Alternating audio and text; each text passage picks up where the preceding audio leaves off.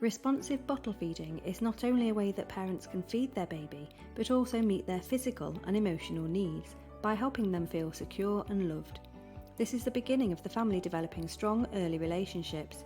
Responsive bottle feeding is a way of enabling mothers and babies to use their innate breastfeeding instincts as much as possible. It is also worth stressing that responsive bottle feeding can be a way of introducing the concept of breastfeeding to families and communities where breastfeeding rates are very low and where practices such as prop feeding are endemic. Taking the opportunity to have early conversations with parents about feeding and caring for their baby can be an effective approach.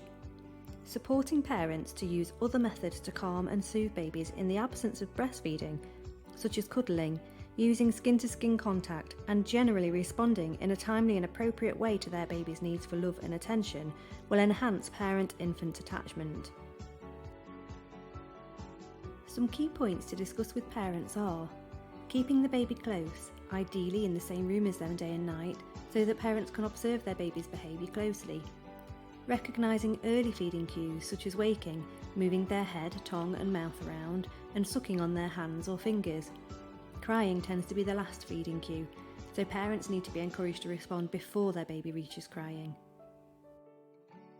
Encourage the parents to respond to their baby with a feed when they show signs of hunger, or with holding, soothing talk and cuddles when they need comfort.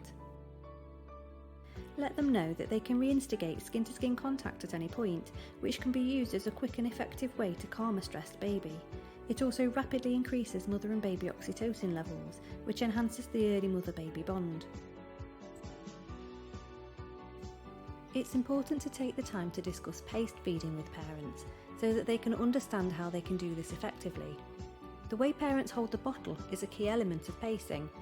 Discuss the flow of milk and how this reduces when tilting the bottle back into a horizontal position, with the milk just filling the teat.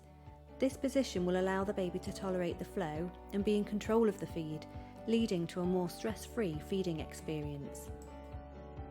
Talk to the parents about the benefits of holding the baby nice and close and in a semi-upright position. Encourage parents to watch their baby throughout the feed, observing them for cues that they may need a break. Some of these signs might be milk spilling from the sides of the mouth. The baby may splay their fingers and toes, stop sucking, or in older babies push the bottle away. Highlight the importance of maintaining eye contact and talking to them throughout the feed. This is reassuring for the baby and helps to keep feeding a loving and secure interaction.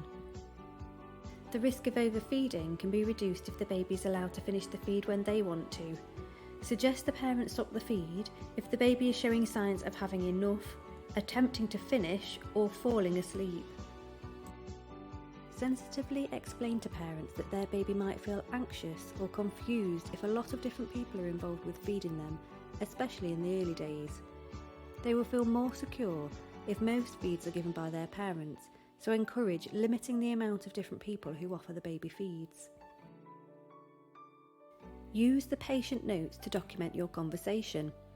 Conversation checklists are particularly useful and ensure that you cover all the information needed to best support the parents and ensure safe, responsive feeding.